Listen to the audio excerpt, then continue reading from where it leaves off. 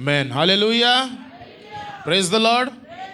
कितने लोग यहाँ पे परमेश्वर के लिए आए हैं? कितने लोग प्रभु के लिए आए हैं? आज आप परमेश्वर के भवन में आए हैं। आज आप परमेश्वर के वचन को सुनने आए हैं, परमेश्वर से दुआ करने आए हैं और उसकी आराधना करने आए हैं। ओके, मैं आपको एक बात बताता हूँ, उसके बाद हम वचन को शुरू करेंगे और हम परमेश्वर के अनमोल वचन में जाएंगे जो परमेश्वर ने हमें दिया। मत्ती उसके 5वें अध्याय को पढ़ा गया। ये आज का संदेश नहीं है, परंतु इन दिनों हम लोग प्रभु की सेवकाई को देख रहे हैं, प्रभु यीशु मसीह की मिनिस्ट्री को देख रहे हैं। किसको देख रहे हैं? प्रभु यीशु ने इस दुनिया में कौन से अद्भुत काम इस दुनिया में किए, और फिर हम लोग पुनरुत्थान दिवस तक, यीशु मसीह के स्वर्गारोहण तक हम कोशिश करेंगे कि प्रभु का अनुग्रह दे पवित्र आत्मा और हम सीखे। आइए अपने पड़ोसी को बोले, आप परमेश्वर के घर में हैं, आप परमेश्वर की उपस्थिति में हैं, और जहां प्रभु होता है वहां पे उसकी सामर्थ होती है। जहां पे प्रभु होता है वहां पे बदलाव आता है। ओके, अब मैं चाहूंगा कोई एक जवान को माइक दिया जाए, लीड माइक, ताकि जो मैं वचन आपको रेफरेंस खिलाऊं ताकि वो पढ़ सके, और उसके बाद में वो रिकॉर्ड होगा ताकि लोगों को पता चले कि ऑनलाइन माध्यम से वचन जो है वो जाए। हमारा उद्देश्य है, इस समय परमेश्वर ने हमें अनुग्रह दिया। पिछले दिनों थोड़ी बात बताकर मैं संदेश को शुरू करता हूँ कि हम लोग इस समय परमेश्वर के अनुग्रह से वचन को ऑनलाइन माध्यम से भेज पा रहे हैं। परमेश्वर ने बहुत से ऐसे बिलीवर देखा। आप देखिए, भाई सागर पीछे बैठे हैं। भाई सागर हमेशा बोलते थे, भैया हमको वचन भेजिए, हमको गीत भेजिए। तो आपके लिए खुश खबर है भाई, अभी हमारा जो कलीसिया है, परमेश्वर ने ऑनलाइन माध्यम से अब हम आ चुके हैं। अब हम आपको संदेश भेजेंगे, वचन भेजेंगे, ताकि परमेश्वर में आप रोज उसको घर में सुने। आराधना के गीत भेजेंगे। और मैं आप सभी से गुजारिश करता हूं, जितने लोग यहाँ पे बैठे हैं, आप सब आशीष के हकदार है। आप सब आशीष के हकदार है, क्योंकि जो भी हम छोटा छोटा योगदान प्रभु के भवन में देते हैं, बाइबल बताती है स्वर्ग में बहुत बड़ा प्रतिफल है। कितने लोग मेरे साथ हैं? बोलिए, एक अनंत जीवन है जहां पे हमारे लिए बहुत बड़ा प्रतिफल है ना। और हम लोग अनंत जीवन की बातों पर विश्वास करते हैं, हम लोग अनंत जीवन की आशीष पर विश्वास करते हैं। एक बात मैं बताता हूं और उसके बाद मैं वचन में लेके जाऊंगा। मत्ती 5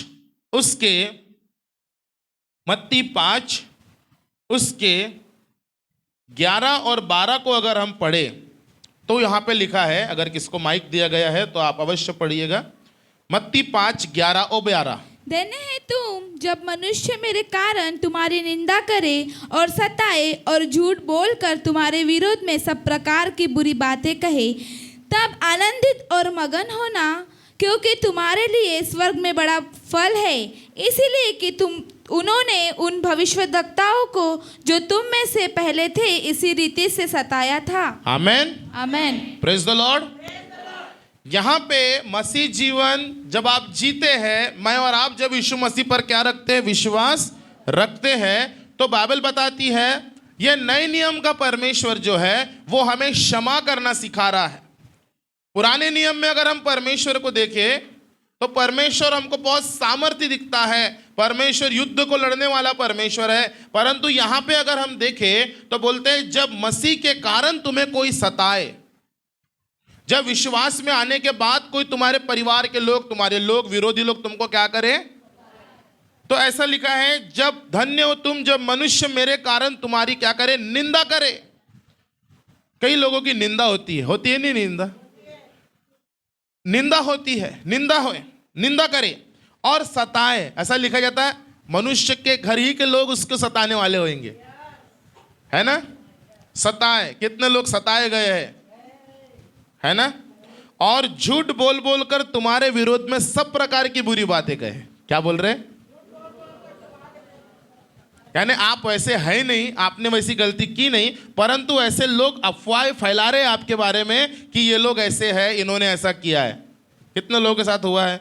अक्सर मेरे साथ हुआ है ना।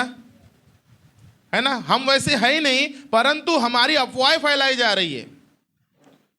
क्रिश्चियन लोग ऐसे होते हैं, अच्छे होते हैं, परंतु उनके बारे में क्या फैलाई जा रही है? अफवाहें फैलाई जा रही है। परमेश्वर बोलता है कि ऐसे समय में तुम उनको क्लियरिफिकेशन देने के लिए मत जाना, सब बातों को सही करने के लिए मत, कि मैं सही हूं, आप गलत बोल रहे हो, ये सब सफाई देने मत चले जाना। परंतु याद करो, आगे लिखा है, और तुम्हारे विरोध में झूठ बोल बोलकर तुम्हारे विरोध में सब प्रकार की क्या करे? सब प्रकार की क्या कहे? झूठी बातें कहे। तो 12 वचन में लिखा है, तब आनंदित और मगन होना, क्योंकि तुम्हारे लिए स्वर्ग में बड़ा फल है। क्या होना ऐसे समय में? बोलो, आनंदित तब होना जब कोई तुम्हें सताए, जब कोई तुम्हें सताए, तुम्हारा विरोध करे। बाइबल बोलती है ऐसे समय में आपको आनंदित रहना है। क्यों आनंदित रहना है? क्योंकि तुम्हारे लिए स्वर्ग में, स्वर्ग कहाँ है?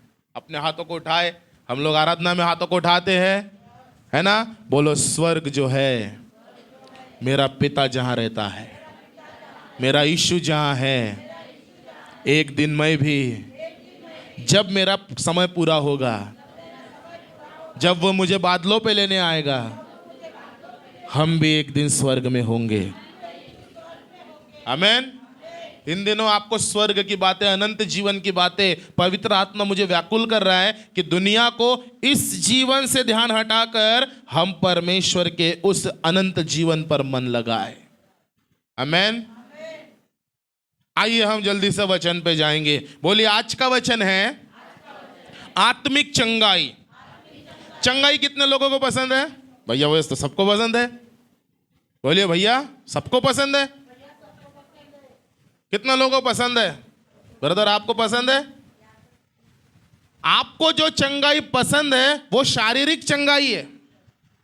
आपको जो चंगाई पसंद है, बट प्रभु यीशु आज मुझे और आपको आत्मिक रूप से चंगा करना चाहता है। बोलो, आत्मा दिखती नहीं है, लेकिन आत्मा है।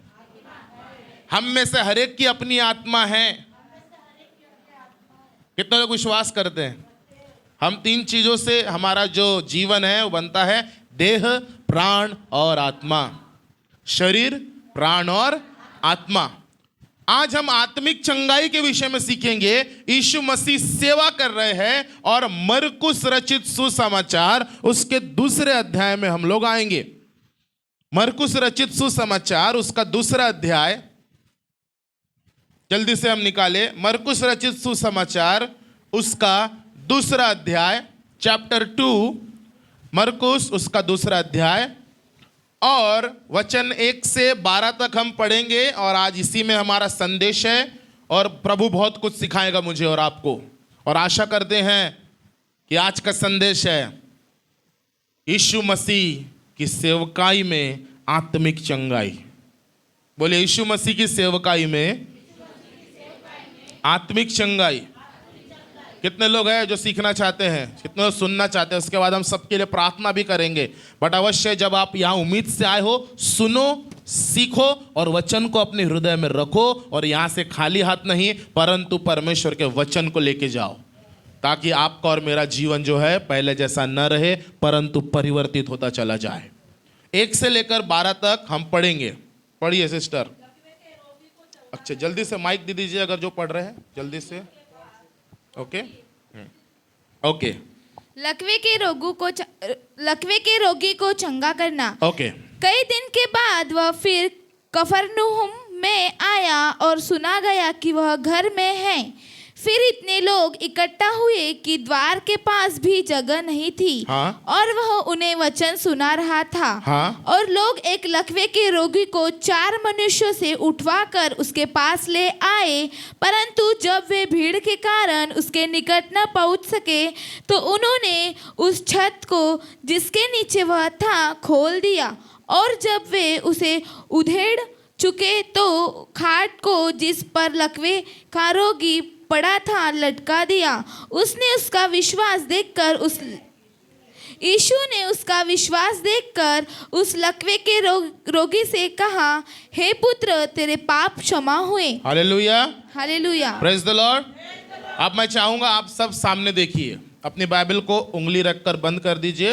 अब आप सब सामने देखिए, ठीक है? बोलिए, यीशु मसीह की सेवकाई में बहुत सारे अचंभे के काम हुए। आज जो लोग विज्ञान पे भरोसा करते हैं, जो लोग साइंस पे भरोसा करते हैं, बहुत से लोग ऐसा कहते हैं कि कोई परमेश्वर इस दुनिया में नहीं है। बहुत सारे लोग ऐसा कहते हैं कि सब कुछ अपने आप होता है। बहुत सारे लोग ऐसा करते हैं कि सब कुछ अपने आप ठीक हो जाता है। भैया कैसे हो, कैसे होंगे भैया ठीक? भैया हो जाऊंगा अपने आप। भैया अपने आप क्या हो जाएगा सब? बहुत सारे लोग जो है वो परमेश्वर की अद्भुत दिव्य चंगाई पर विश्वास नहीं करते।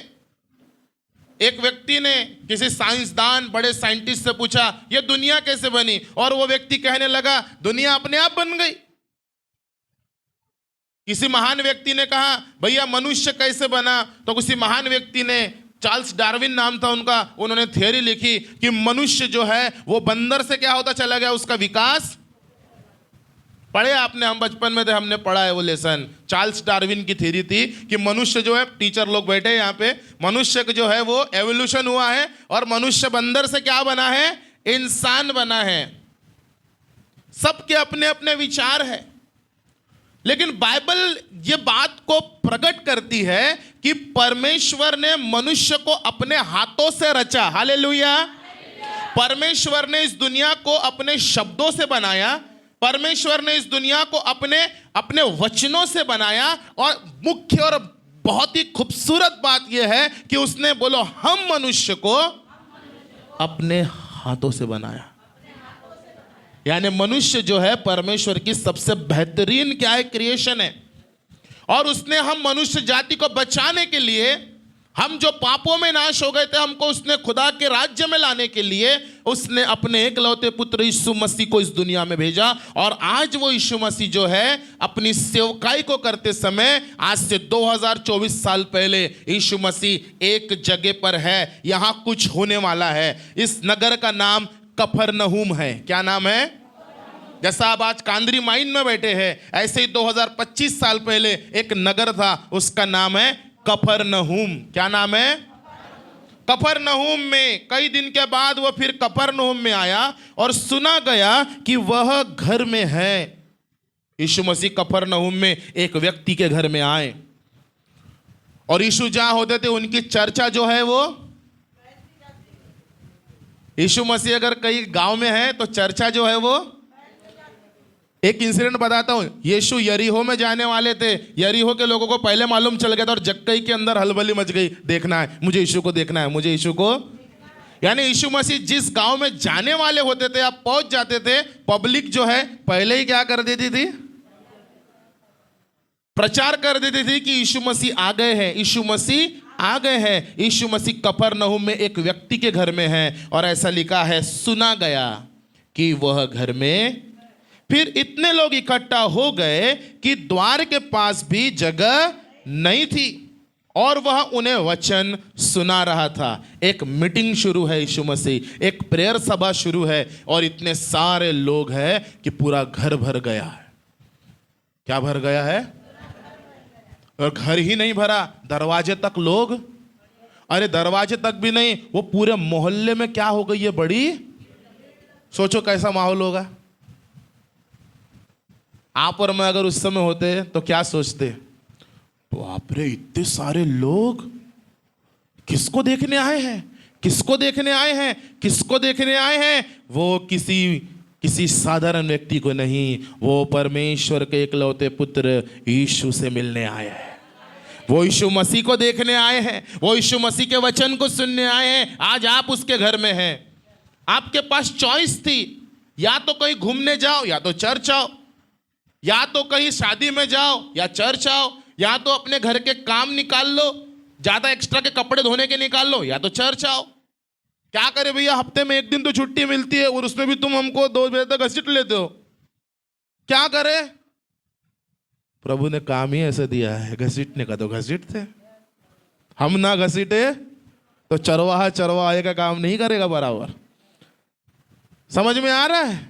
यहां पे चरवाहों का चरवाहा यीशु खड़ा है, प्रधान चरवाहा यीशु मसीह यहाँ पे खड़ा है। एकलौता पुत्र परमेश्वर का आज कफरनहूम में एक व्यक्ति के घर में आया है। बाइबल बताती है बहुत सारी हजारों की भीड़ वहां पे हो गई है। और इतने में क्या होता है, 3 वचन, और लोग एक लकवे के रोगी को, लकवे का रोगी, लकवा बोलिए, लकवा, पैरालिसिस।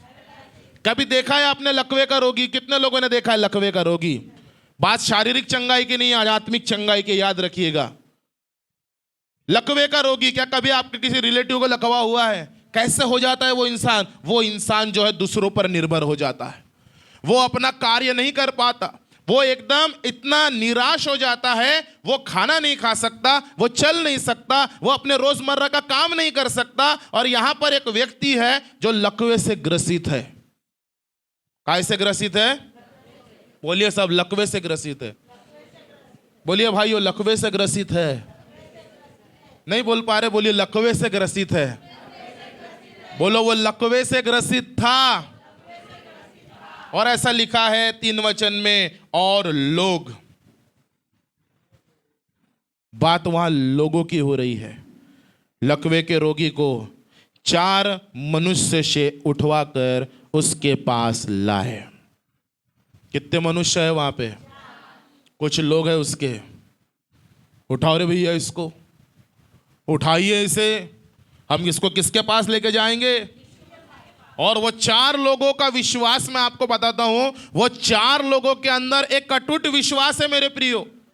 उन्होंने उसको अपना भाई समझा, उन्होंने उसको अपना सगा संबंधी समझा, और उसने लोगों को नहीं, सच में उनको उस पर दया आई। और वो 4 लोगों ने उसको क्या किया? अपने कंधे पर, खटिए में पकड़ा होगा, पलंग में पकड़ा होगा ना, हमको नहीं मालूम, बट कोई तो इंतजामात होगा उठाने का। 4 लोग उसको क्या किए? उठाकर लेके आए। और जब 4 लोग उसको उठाकर उसके पास लाए, परंतु जब वे भीड़ के कारण उसके निकट पहुंचे तो उन्होंने उस छत को जिसके नीचे वह था खोल दिया। पहुंच गए, पर भी हजारों की भीड़ है। क्या है? कैसे जाएंगे? कितनी अड़चन हुई होगी, कितना तकलीफ उठाया होगा उन्होंने। उस समय बस, ट्रेन और क्या नहीं था, एरोप्लेन, कार, बाइक था क्या उस समय? एक ही साधन था, पैदल चलो। गरीब से गरीब भी हो तो क्या चलो भाई, ये पैदल लेके आ रहे हैं उसको। और लाने के बाद काफी तकलीफ उठाई है। हजारों की भीड़ को पार करते हुए एक तरकीब सोची, एक काम करो, छत पे चढ़ जाओ। कहां चढ़ जाओ? और छत पे ही ना चढ़ जाओ, उसकी छत को उस समय खुलता था वो घर, मिट्टी का बना होगा, कवेलू का बना होगा, खोल दिया छत को। क्या कर दिया? छत को खोल दिया। और जब वे उसे उधेड़ चुके तो उस खाट को जिस पर लकवे के रोगी पड़ा था लटका दिया। यानी हम लोग बैठे हैं, हजारों की भीड़ है, ये पूरा छत को क्या कर दिया लोगों ने, और वहां से खटिए पे सीधा यीशु मसीह अगर सेंटर में है, ये बिल्कुल ये यहीं पे उतार दिया। यीशु मसीह, अब देखिए क्या करना है। हमने अपना काम, आपको मालूम है कई बार परमेश्वर हमसे ये वाले डेडिकेशन की उम्मीद करता है। कई बार परमेश्वर मुझसे और आपसे ये समर्पण की उम्मीद करता है। क्या था उन 4 लोगों का, वो लोगों का समर्पण? यहां पे वो लकवे का रोगी तो अपाहिज पड़ा है, बट उसको घर से उठाकर किसने लाया? मैं बोलता हूं लोगों ने। किसने लाया? और सबसे ज्यादा डेडिकेशन जो मैं आपको बताता हूं, ये 4 लोग हैं जिन्होंने तरकीब सोची। पहली बात मैं आपको बताता हूं, बोलिए, उनके अंदर दृढ़ संकल्प था। वो 4 लोगों में क्या था? दृढ़ संकल्प का मतलब क्या होता है? दृढ़ संकल्प इंग्लिश में डिटर्मिनेशन कहते हैं उसको। कुछ भी हो जाए कितनी भी तकलीफ आए, कितनी भी परेशानी आए, कितना भी विरोध हो, मैं यीशु के पास जाऊंगा, यानी मैं यीशु के पास जाऊंगा। मुझे छुट्टी मिले या ना मिले, मुझे काम का समय मिले या ना मिले, और मेरे आजू बाजू कैसी भी परिस्थितियां क्यों ना हो, मैं यीशु के पास जाऊंगा ब्रदर। मैं हर संडे चर्च में जाऊंगा। इसको कहते हैं दृढ़ संकल्प।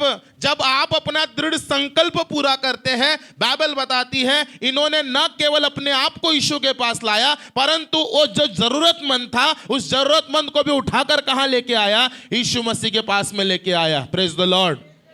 समटाइम अगर कई बार मैं और आप होते, हम यही सोचते, भैया जिसको गरज है वो जाए, हमें अपना काम करना, हमको खेत में जाना, हमको काम करना, हमको इंपॉर्टेंट काम है भाई। लेकिन उन्होंने ऐसा सोचा? उन्होंने दृढ़ संकल्प किया, मुझे कहां जाना है? रविवार का दिन मैं चर्च में स्ट्रिक्टली कहता हूं, कोई बहानेबाजी नहीं। खुदा देख रहा है आपको। भैया शादी है, 2 बजे के बाद जाइए। भैया नागपुर जाना है, जाइए 1 बजे के बाद जाइए। अगर आज हम दृढ़ संकल्प नहीं लेंगे अपने आत्मिक जीवन में, तो मैं आपसे कहना मांगता हूं, हम वो बड़ी आशीष अपने जीवन में नहीं देख पाएंगे। हालेलुया। आप एक संडे आप कोई अर्जेंट काम लाएंगे, 2 संडे आप कोई अर्जेंट काम लाएंगे, और तीसरा संडे ऑटोमेटिक काम रेडी रहेगा। आपके अंदर वो भूख और प्यास खत्म हो जाएंगी खुदा के भवन में जाने की, और फिर आप जीवन भर बहाने बहाने बहाने बहाने बहाने बनाते रहेंगे, जो कि ये 4 लोगों ने नहीं किया। वो लोग बहाने बना सकते थे लेकिन नहीं बनाए। आप मुझे और आपको देखिए, कल मैं कई जवानों से रात में बात कर रहा था। उनकी परिस्थितियों को जानकर मैंने देखा कि आज ये परिस्थितियों को देखकर प्रभु में नहीं बढ़ पा रहे हैं। दृढ़ संकल्प की कमी है आज जवानों में। आज कलीसिया बढ़ना तो चाहती है, लेकिन लोगों को देखकर पीछे हट रही है। भैया क्या करें, प्रार्थना में तो आना चाहते हैं, लेकिन अब क्या करें, अब पहले जैसी इच्छा नहीं हो रही। किसको देख रहे हो आप लोगों को देख रहे हो। लेकिन ये 4 लोग, सीखिए आज इनसे, इन्होंने केवल यीशु मसीह को देखा। इन्होंने अपने विरोधियों को, इन्होंने धक्का मारने वालों को, वो हजारों की भीड़ को, इनको दृढ़ संकल्प था, मला जायचं आहे, मला यांना घेऊन जायचं आहे, संपला विषय। जिस दिन आप निर्णय लेते हो मुझे प्रार्थना में बैठना है, मुझे प्रभु के चरणों में आना है, बाइबल बताती है उसी समय परमेश्वर आपके लिए स्वर्गदूतों की फौज को भेजता है, आपको अनुग्रह देता है। मेरा बेटा अब उपवास करने का निर्णय लिया है, मेरा बेटा प्रार्थना करने का निर्णय लिया है, मेरी बेटी ने कलीसिया में जाने का निर्णय लिया। Hallelujah, praise the Lord. अगर आज आप खुदा से मदद नहीं मांगेंगे तो शैतान आपको खुदा से दूर करने की प्लानिंग लगा के बैठा है। जवानों के लिए एक वचन लिखा है, हे जवान अपनी जवानी में आनंद कर, अपनी आंखों की दृष्टि के अनुसार चल, जो तुझे अच्छा लगता है वो कर। इंस्टाग्राम चला, मोबाइल चला, और क्या कर, घूम फिर, पिकनिक कर, एंजॉय कर, लेकिन याद रख, क्या बोला है, इन सब बातों में जो तू गुप्त में कर रहा है, ये सब पाप जो तू माँ बाप को छुप कर रहा है, ये सब पाप जो तू आज खुदावन से दूर होके कर रहा है, इन सब बातों में खुदा तेरा न्याय करेगा। और जब वो तेरा न्याय करेगा, तुझे सिवाय पछताने के कुछ नहीं हासिल होगा। लेकिन इस समय खुदा कहता है, उड़ाऊ पुत्र के समान अपने बाप के घर में लौट आए। 4 लोगों ने दृढ़ संकल्प किया। बोलिए, आज हमें कमी है दृढ़ संकल्प की। आज हमने संकल्प करना ही छोड़ दिया। क्या निर्णय है आज मेरा और आपका? ढीले रहना है कि दृढ़ संकल्प करना है? पहली चीज क्या सीखे आप? दूसरी बात बोलिए, वो लोग रचनात्मक तरीकों वाले थे, क्रिएटिव माइंड के थे। परमेश्वर के पास आने के लिए उनके पास तरकीबें थी। भीड़ है, रोड पैक है, घर का दरवाजा पैक है, अब कैसे जाएंगे?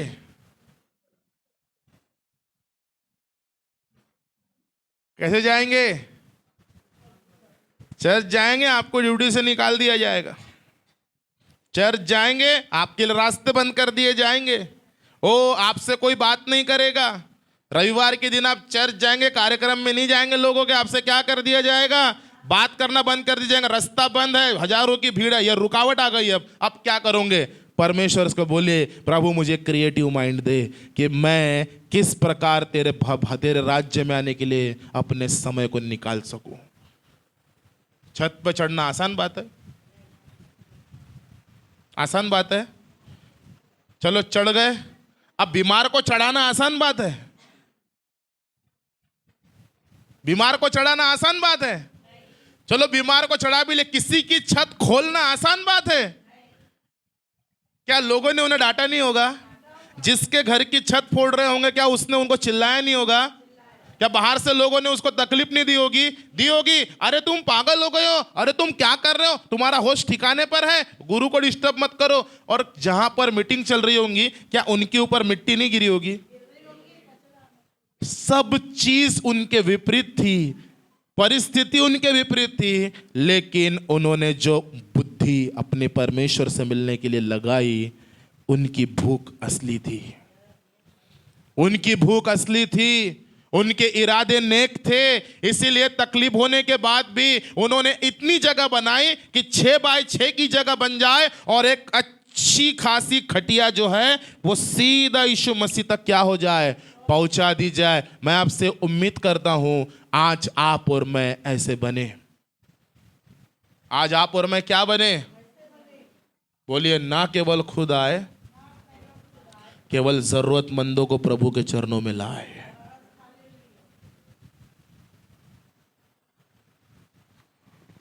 कई बार हमारा जीवन सेल्फ सेंटर्ड हो जाता है।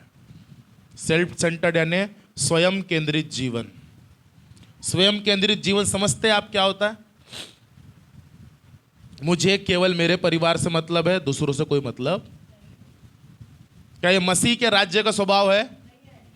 हेलो, पीछे हो। क्या ये मसीह के राज्य का स्वभाव है? मैं बच गया काफी है, मुझे औरों को बताने की जरूरत। किसी ने कहा भैया हमारे जीवन में बड़ी तकलीफ है, पवित्र आत्मा अंदर से बोल रहा है जा अपने जीवन की गवाही दे, जा उसको प्रभु के भवन के बारे में बता, जा उसको भवन आने के लिए उसकी मदद कर। क्योंकि हम सेल्फ सेंटर्ड लाइफ में हैं, हम क्रिएटिव माइंड नहीं रख रहे परमेश्वर के लिए। बोलिए, खुदा के भवन में आने के लिए, प्रार्थना दुआ में बढ़ने के लिए मुझे और आपको रचनात्मक शैली अपनानी पड़ेगी। रचनात्मक शैली क्या है भैया? प्रार्थना में नींद आती है, गीला रुमाल लेके बैठिए, रचनात्मक शैली। ठीक है भैया, मैं रात को जब प्रार्थना करने बैठता हूं तो मुझे इतनी नींद आती है मैं प्रार्थना नहीं कर पाता। रात का उपवास रखिए, भूखे पेट परमेश्वर के चरणों में बैठिए, मजाले नींद की आ जाए। बोलो, मजाले नींद की आ जाए। लेकिन आज हम जो है अपने लाइफ को बांध चुके हैं। 8-9 बजे खाना खाना, 10 बजे बिस्तर दिख गया उसके बाद सो जाना। हमको कोई रचनात्मक शैली हम नहीं अपना रहे। कई जवानों की, कई लोगों की मैं जब दुआएं सुनता हूं, उनकी दुआएं सुनने के बाद समझ में आ जाता है ये घर में 2 मिनट से ज्यादा दुआ नहीं करते, क्योंकि इनके दुआओं में शब्द ही नहीं है। कईयों की गवाही जब मैं यहां पे सुनता हूं, मुझे समझ में आता है जब ये गवाही इस तरीके से दे रहे, इनका पर्सनल लाइफ क्या है। उनकी गवाही में खुदा को महिमा कम, खुद को महिमा देने वाले शब्द ज्यादा निकलते हैं। Hallelujah, praise the Lord. Next time जब बोले मैं उस बहन के घर गई, ये बोले प्रभु ने मुझे उस बहन के घर में लेके गया। Correct it. नेक्स्ट टाइम जब हम कहे कि मैं किसी से मिला, मैंने उसे प्रभु के बारे में बताया, हमारे शब्द बदले गवाहियों में, कहे मैं तो इस योग्य नहीं था, बट मेरे खुदा ने वो वचन मेरे द्वारा उसको दिए, उस खुदा ने मुझे वहां भेजा, उस खुदा ने मुझे उस बहन से मिलाया, उस परमेश्वर ने मुझे उस बहन से लेके गया। हम पहले कहां थे, किधर थे, फर्क नहीं पड़ता। आज आप कहां हो और कैसा जीवन जी रहे हो, खुदा को फर्क पड़ता है। पौलुस कहता है अपुल्लोस ने सींचा, पौलुस ने बढ़ाया नहीं, पौलुस ने बोया, अपुल्लोस ने सींचा, खुदा है जिसने बढ़ाया। Hallelujah, praise the Lord. मैं आपसे कहता आप रचनात्मक शैली अपनाए परमेश्वर में बढ़ने के लिए। आप क्रिएटिव रहे, आप बहाने ना करें, नहीं मेरा बच्चा छोटा है, ओ नहीं मेरे घर के काम नहीं होते, ओ नहीं मैं प्रार्थना नहीं कर सकती, ओ मैं आराधना नहीं कर सकती। बोलिए अगर ऐसा सोचते रहेंगे तो ये 4 व्यक्ति की तरह बनेंगे। मैं रोगी के तक आया ही नहीं, वचन तो भी आधा भी नहीं हुआ, रोगी तक आया नहीं हूं, मैं बस ये 4 लोगों पे ही बात कर रहा हूं। बोलो ये 4 लोग क्रिएटिव थे। बोलो क्रिएटिव लोगों की एक अच्छी बात है। बोलो अपने पड़ोसी को, वो शर्माते नहीं है।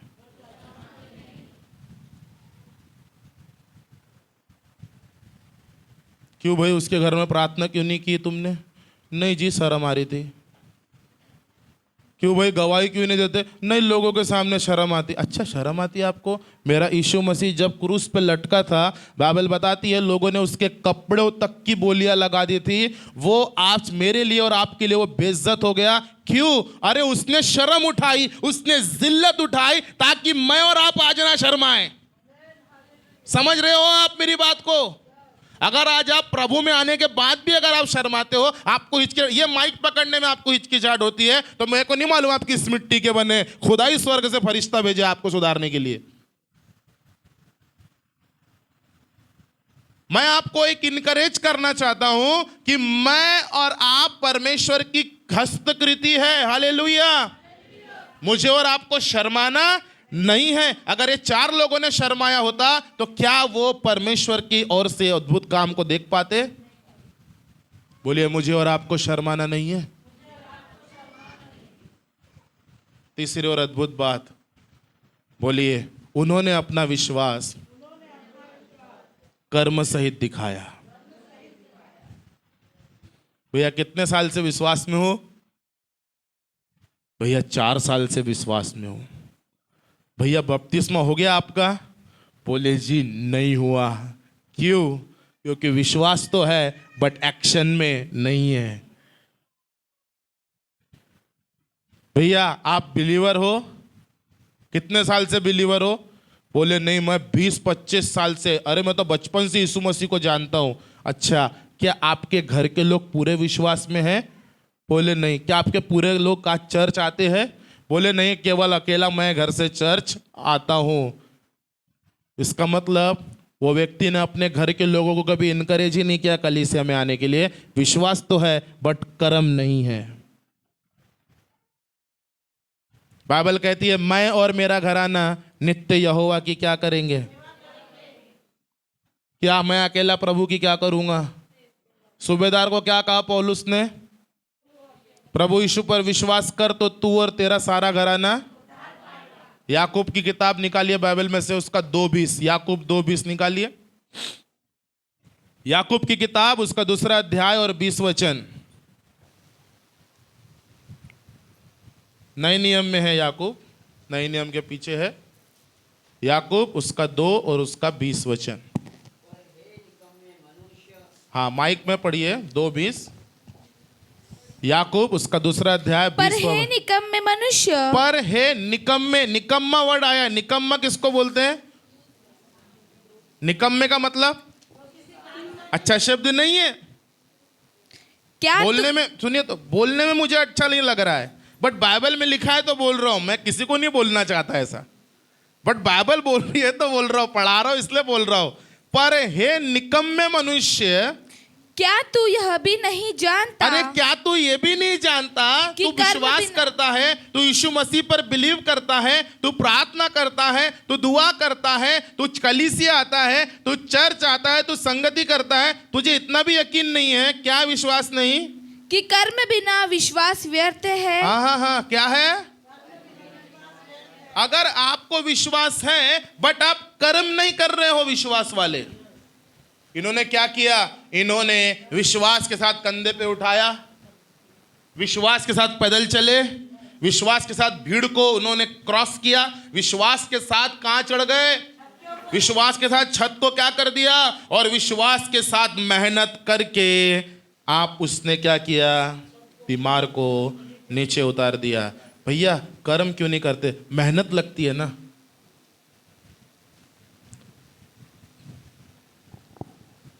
प्रार्थना में आने के लिए क्या लगती है? मेहनत। और मेहनत, इतना ही मेहनत, एक बच्चे ने एक माता पिता को बोला, बड़ी कलीसिया थी वहां पे, वो बच्चा मालूम क्या बोलता, अपने माता पिता को एडवाइस देता है। उनके घर से चर्च जो है वो 15 किलोमीटर पे था। कितने किलोमीटर पे? ऑटो वाला 25 रुपये लेता था। कितना लेता था? अब ये घर के 4 लोग, 25-25, 100 रुपये जाना और 100 रुपये। वो बच्चा बोलता है, माता को एडवाइस दे रहा, मम्मी हर संडे चर्च जाने जरूरी है क्या? ये 200 रुपये बचेंगे अपने तो अपना बाजार हो जाएगा। हंसी आ रही है तो हंसी आ रही है। हाँ, जोक सपाट। भैया ये 200 रुपये बचेंगे तो क्या हो जाएगा? एक हफ्ते का हमारा बाजार हो जाएगा। ये 200 रुपये खर्च करना जरूरी है क्या? दर रविवारी चर्च जाना जरूरी है क्या? बट मैं आपको ये इनकरेज करना चाहता हूं, बोलिए, जब मैं चर्च आता हूं, अपने पैसे किरायों पर खर्च करता हूं, ये वो विश्वास का कर्म है जो मैं अपनी आत्मा में करता हूं। हालेलुया। अगर आप बिलीवर है तो आपको खुदा के लिए पैसे खर्चा करना है, क्योंकि आपको उसके करीब आना है। यहां पे कुछ ऐसे भी भाई बहन है जिनके पास शुरुआत में साधन नहीं था, वो अपने बच्चों को पैदल लेके आते थे। वो पैदल आना क्या था? वो कर्म था विश्वास का। हम जाएंगे यानी जाएंगे। Hallelujah, praise the Lord. हम करेंगे यानी करेंगे, हम दुआ प्रार्थना करेंगे यानी करेंगे। क्यों? क्योंकि कर्म बिना विश्वास व्यर्थ है। मैं आपसे कहना मांगता हूं, कर्म नहीं करेंगे, बोलिए कर्म नहीं करेंगे, विश्वासी होने का कोई मतलब नहीं। वो तीसरा क्या क्वालिटी थी तीनों में? उनका विश्वास कार्य पर आधारित था। जब आए यीशु ने उनका विश्वास देखकर, क्या देखकर? 5 वचन देख, यीशु ने उनका विश्वास देखकर उस लकवे के रोगी से कहा, हे पुत्र, तेरे पाप क्षमा हुए। अब वचन शुरू हो रहा है। यीशु ने पहले उसको शारीरिक चंगाई नहीं दी, पहले उसको कहा तेरे पाप क्षमा हुए। मनुष्य जब पाप करता है उसकी आत्मा अशुद्ध होती है। बोलिए, आज ये पाप का प्रचार कोई नहीं कर रहा है। इसलिए आज कलीसिया जो है, इसलिए आज ये कलीसिया जो है अपनी गलतियों में जीवन जी रही है। मन ही नहीं फिरा रहे गलती से। बरसों की पुरानी मन मुटाव को मन में लेके बैठे हैं। ओ, उसने मुझे ऐसा कहा था, फिर मैं ऐसा बोलने वाला था, उसका तो समय आने दो, फिर मैं दिखाऊंगी कि क्या है। बोलिए, अगर ये सब चीजें मन में भरी है, हमें आत्मिक चंगाई की जरूरत है। इससे पहले कि लकवे का रोगी उठ के खड़ा होता, यीशु ने कहा तेरे पाप क्षमा हुए। अर्थात अगर हमारे पाप क्षमा नहीं होंगे, हम आत्मिक रूप में बीमार होंगे। जिसके पाप क्षमा नहीं हुए उसको अनंत जीवन की प्राप्ति है क्या? है उसको अनंत जीवन की प्राप्ति? आपने यीशु को कम ग्रहण क्यों किया? क्योंकि मेरे पाप क्षमा हो। पाप क्षमा करने का अधिकार केवल यीशु मसीह के पास है। इससे पहले आपके पति ठीक हो, इससे पहले आपकी परिस्थिति ठीक हो, इससे पहले आपके घर से जादू टोना दूर हो, इससे पहले आपके घर से बुरी संगति दूर हो, इससे पहले आपके अंदर कोई बड़े कार्य हो, परमेश्वर पहले आपको आत्मिक रूप से चंगा करना चाहता है। प्रभु पहले आपको पूरी तरीके से बदलना चाहता है। परमेश्वर आपको अंदर से शुद्ध करना चाहता है। हालेलुया। हे पुत्र, तेरे पाप क्या हो गए? क्षमा हुए। और वहां पर बहुत सारे शास्त्री फरीसी थे और वो कहने लगे, देखिए यह मनुष्य क्यों कहता है, यह तो परमेश्वर की क्या करता है? परमेश्वर को छोड़ और कौन पाप क्षमा कर सकता है?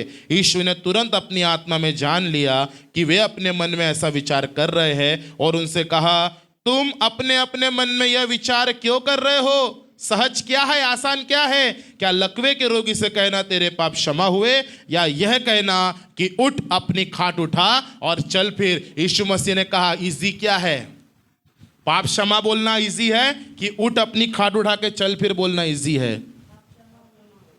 यीशु मसीह बोल रहे हैं इससे पहले कि मैं उसे शारीरिक रूप में चंगा करूं, जरूरी है कि वो अपने भीतर से चंगा हो जाए।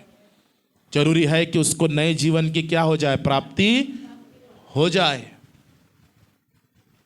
और अगर भीतर से चंगे हो जाएंगे, वो व्यक्ति शारीरिक चंगाई पाकर चर्च को छोड़ के नहीं जाएगा। यहां बहुत से ऐसे बैठे जिनको परमेश्वर ने शारीरिक रूप से चंगा किया है, लेकिन पहले आत्मा में चंगा किया, इसलिए आज आप बैठे टिके हैं भवन में, आप उसके राज्य में टिके हैं। क्यों? क्योंकि आत्मा में क्या किया परमेश्वर ने मुझे। अगला वचन कहता है, पढ़िए कोई। परंतु जिसने तुम जान लो कि मनुष्य के पुत्र को पृथ्वी पर पाप क्षमा करने का भी अधिकार है, उसने उस लकवे के रोगी से कहा, मैं तुझसे कहता हूँ, उठ अपनी खाट उठाकर अपने घर चला जा। वह उठा, तुरंत खाट उठाकर सबके सामने से निकल कर चला गया।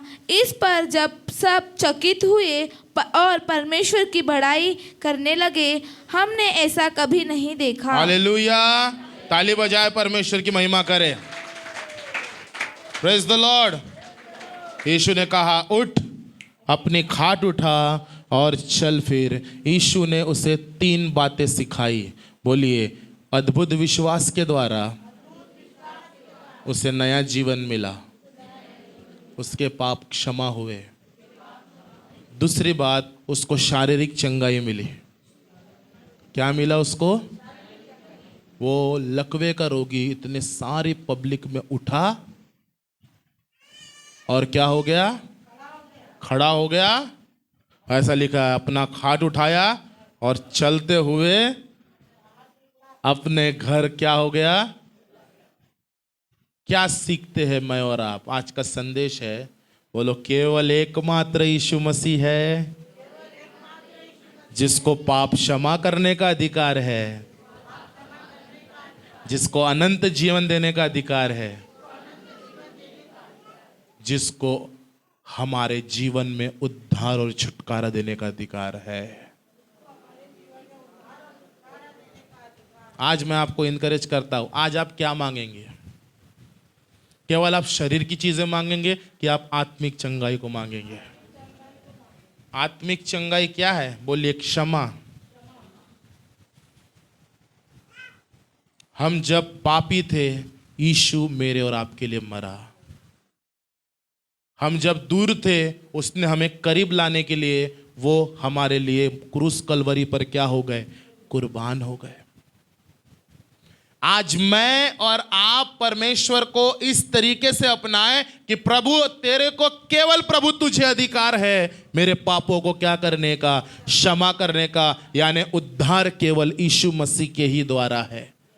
बाइबल बताती है, अगर आपको उस नए जीवन में प्रवेश करना है, अगर कोई नए लोग यहां बैठे, मैं आपको कहना मांगता हूं, यदि कोई उस पर विश्वास करे कि परमेश्वर का इकलौता पुत्र यीशु मसीह है और अपने मुंह से अंगीकार करे यीशु मसीह मेरा प्रभु है, और वो नया जन्म पाने के लिए जल से और आत्मा से यानी पानी का बपतिस्मा ले, और उसके बाद प्रार्थना के द्वारा पवित्र आत्मा का बपतिस्मा जब उसे मिलेगा, बाइबल बताती है वो व्यक्ति परमेश्वर के राज्य का नागरिक बन जाएगा। आमीन। उसे आत्मिक चंगाई मिलेगी, उसे शारीरिक चंगाई मिलते चले जाएगी। और मैं आपको ये कहना मांगता हूं, सबसे बड़ी बात, इस जीवन के अंत के बाद मेरे और आपके लिए क्या है? और हम कहते हैं केवल मेरे जीवन पर यीशु मसीह का ही अधिकार है, मेरे परिवार पर यीशु मसीह का ही अधिकार है। अगर किसी बीमार के लिए प्रार्थना करने जाए तो सबसे पहले कहे अपने सारे पापों की आज क्षमा मांगे। जब तक पाप क्षमा नहीं होंगे, मैं आपसे कहना मांगता हूं, कुछ कुछ बीमारियां हमारे जीवन से छोड़ के नहीं जाएगी हमको। आत्मिक चंगाई शारीरिक चंगाई की ओर ले जाती है। बोलिए, आत्मिक चंगाई शारीरिक चंगाई की ओर ले जाती है। इससे पहले मैं और आप शरीर में मजबूत बने हैं, इससे पहले हमें अपनी आत्मा के उद्धार के लिए प्रभु पर विश्वास करना है और कहना है, प्रभु मेरे पापों को क्षमा कर और मुझे बल दे कि मैं दुआ कर सकूं, मुझे बल दे कि मैं वचन पढ़ सकूं, मुझे बल दे मैं उपवास और दुआ में समय बिता सकूं, क्योंकि तू तो आत्मिक रूप से चंगा करने वाला परमेश्वर है। आज यहाँ बहुत से जितने लोग आप बैठे, पवित्र आत्मा मुझे अगुवाई दे रहा है, यहाँ बहुत से ऐसे लोग हैं जिनका मन आज भी बीमार है, उनके मन में बहुत सारे रोग भरे हैं। मालूम यह मन का रोग क्या है? बोलिए, नफरत, गुस्सा, निंदा, दूसरों से बड़ा बनने की चाहत, है ना। बाकी भाइयों को नहीं आता, मुझे ज्यादा आता है, बाकी बहनों को नहीं आता, मुझे ज्यादा आता है, मुझे आगे आना है, मुझे आगे आना है। बोलिए, यह मन की बीमारी है। बाइबल बताती है यदि तुम में कोई बड़ा होना चाहे वो सबसे छोटा बने। दूसरे को जो मौके देता है एटली भी प्रभु उसको स्वर्ग के राज्य में बढ़ाता है। हालेलुया। यहाँ पे आप 20, 25, 30, 35 लोगों से आप ज्यादा बैठे खुदा के अनुग्रह में। मैं आपको एक कहना मांगता हूं, अगर आज स्वर्ग आपको ऊंचा उठता हुआ मालूम कब देखेगा? जब आप दूसरों को ऊंचा उठाओगे। आत्मा में चंगे हो जाओ। एक व्यक्ति प्रभु के महान दास थे, उन्होंने एक शब्द कहे, वो शब्द मुझे आज भी पसंद है। बोलिए, दुनिया में फेमस होने का क्या फायदा? कलीसिया में फेमस होने का क्या फायदा, जबकि स्वर्ग हमारा नाम ही नहीं जानता। स्वर्ग किसका नाम जानता है? जो यहां छोटा है। स्वर्ग किसको पहचानता है? जो अपने आप को, प्रभु मैं कुछ नहीं हूं, तू सब कुछ है, मेरे आत्मा को चंगा कर। वो 4 लोगों ने क्रेडिट नहीं लिया। वो 4 लोगों ने क्या नहीं लिया? अगर देखो, वो व्यक्ति ने केवल यीशु की महिमा की। वो व्यक्ति ने क्या की? केवल, यहां ध्यान दीजिए, बोलो यीशु की महिमा की। 4 लोगों ने उसके सामने ये नहीं कहा, भूल गया वो दिन जब तू बीमार पड़ा था। हाँ मैं मिस्टर गोपाल आए आपके घर, लेबर बुलाए तुम्हारे लिए, कंधे पे लेके गए। भूल गया वो दिन। सम टाइम हम बोलते नहीं है, बट हमारा एटीट्यूड इसी तरीके का होता है। बोलिए, ना तो हमारी बॉडी लैंग्वेज, ना ही हमारे शब्द, खुद श्रेय ना ले, है ना। मैं यहाँ भवन में जो भी चीज होती है ना, अच्छी हो रही है, होगी, मैं खुद क्रेडिट कभी नहीं लेता। मैंने ये सीख लिया है प्रभु से। अगर मैं क्रेडिट लूंगा, मैं परमेश्वर की महिमा चुराने वाला बन जाऊंगा। हमको परमेश्वर की महिमा नहीं चुराना है। सारी महिमा किसको दे? किसको दे? इससे पहले शारीरिक चंगाई प्राप्त हो। बोले, प्रभु मेरे मन को चंगा कर, प्रभु मेरे विचारों को चंगा कर।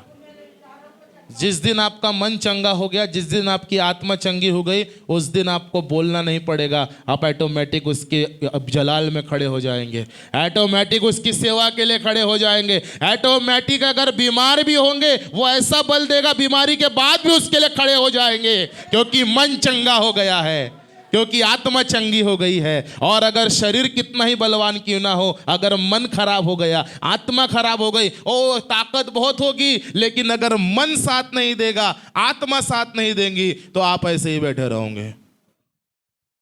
भैया क्या हो गया? अरे तुम जाओ यार। मन चंगा, आत्मिक चंगाई मिलेगी, मन शुद्ध होगा, आत्मा जयवंत होगी और शरीर प्रभु के लिए तैयार हो जाएगा। कितने लोग ऐसे जो बोलते आज से मेरा मन चंगा कर प्रभु, मेरी आत्मा को चंगा कर प्रभु, मेरे जीवन में प्रभु तेरी बेदारी को दे परमेश्वर, ताकि केवल मैं और मेरा घराना, आज मैं घराने पर जोर दे रहा हूँ, मैं और मेरा परिवार, मैं और मेरा घराना, मैं और मेरा परिवार नित्य परमेश्वर तेरे राज्य में आगे बढ़ते चले जाए। हालेलुया। हम मुंह से नहीं, हम अपने एक्शन से प्रभु तेरे राज्य को बढ़ाए। Hallelujah, praise the Lord. आखिरी बात बताता हूँ, ऑनलाइन माध्यम से मैं बहुत सारी चीजें सीखता हूँ। मैं पास्टर सलीम खान से सीखता हूँ, मैं पास्टर सूरज से सीखता हूँ, और मैं बच्चे अच्छे प्रभु के दास के बायोग्राफी से सीखता हूँ। बट मालूम, मैं सीखकर तुरंत कॉपी पेस्ट नहीं मार देता। ये संदेश बहुत अच्छा बना सकता हूँ, मैं यूट्यूब पे जा रहा है, ऐसा अच्छा कॉपी पेस्ट ला सकता हूँ, आप भी बोलेंगे क्या प्रकाशन है पास्टर साहब आपके पास। लेकिन मालूम वो कॉपी पेस्ट हो जाएगा, कंट्रोल सी कंट्रोल वी हो जाएगा, यहां से उठाया और वहां चले गया। बोलिए, जितना भी हम ऑनलाइन माध्यम से सीखे, पहले अनुकरण करे 6-7 महीना। भाई सूरज की एक बात अच्छी लगती है, बोले जो वचन आज मैं प्रीच कर रहा हूं, 1.5-2 साल पहले मैंने उसके जीवन को जी चुका हूं। इससे पहले बहनें बहनों को इनकरेज करे, भाई भाइयों को करे, सीखे। 3 महीने चलो तो सही खुद। जवानों सीखे, बहुत अच्छी बात है, चलो, बोलो मत किसी को, बोलो विश्वास सुनाई नहीं देता, विश्वास दिखाई देता है। कलीसिया, विश्वास दिखाई देता है, परिवर्तन दिखेगा, और जब परिवर्तन दिखेगा लोग खुद आएंगे आपके पास। ब्रदर बताइए आपके बदलाव का राज क्या है? भाई, जवान भाई बताओ आपके बदलाव का राज क्या है? ओ, फिर आप बताओगे इन दिनों में बहुत अच्छी शिक्षा को मैंने सीखा और मैं 3 से 4 महीना उस पर चल चुका हूँ। अब मुझे यकीन है, अब मेरा खुदा मेरे जीवन में आत्मिक चंगाई दे रहा है, मुझे आत्मिक रूप से क्या कर रहा है। Praise the Lord. क्या जरूरी है? क्या जरूरी है? बोलिए, शरीर तो आज अच्छा है, कल फिर बीमार हो सकता है। कोरोना में क्रिश्चियन लोगों की डेथ नहीं हुई क्या? कई प्रभु के दासों की भी क्या हुई? इसका मतलब क्या उनका जीवन जिए नहीं उन्होंने प्रभु के लिए? शारीरिक चंगाई, शारीरिक बीमारी है, हमारे विश्वास में कमजोर होना नहीं है। बीमारी तो आएगी, हमारे घर में भी बच्चे बीमार होते हैं, है ना? इसका मतलब हम कभी बीमारी नहीं पड़ेगा, ऐसा होगा क्या? बीमारी तो आएगी, बट वो बीमारी की जगह रहेगी शारीरिक। आत्मा चंगाई बहुत जरूरी है, और यीशु मसीह है जो मेरे और आपको आत्मिक रूप से चंगा कर सकता है, और इस जीवन के बाद अनंत जीवन देने का सामर्थ्य उसके पास है। हे पुत्र, तेरे पाप क्षमा हुए। बोले, जिसके पाप क्षमा हुए, केवल उसको ये कॉन्फिडेंस है, खड़े हो जाए अपने जगह में, कि एक दिन मैं अनंत जीवन का वारिस बनूंगा। आप कौन से जीवन के वारिस है? आज मेरी ये दुआ है कि आज मैं और आप परमेश्वर से आत्मिक चंगाई को मांगे। बोलिए, ये मन से आज हर वो बातें निकाल दे प्रभु, मेरे आत्मा को जो बीमार कर रही है। कई लोगों को परमेश्वर कह रहा है, आज अपने पापों से माफ़ी मांगे, आज अपनी गलतियों से माफ़ी मांगे। आप जो दुआ नहीं कर रहे हैं इतने दिन, उस दुआ करने के लिए प्रभु से बल मांगे। प्रभु से कहे, प्रभु मेरी आत्मा को चंगा कर। जैसे लकवे के रोगी को पहले तूने कहा, प्रभु तेरे पाप क्षमा हुए बेटा, और उसके बाद उसको शारीरिक रूप से आपने उठाकर क्या कर दिया? खड़ा कर दिया।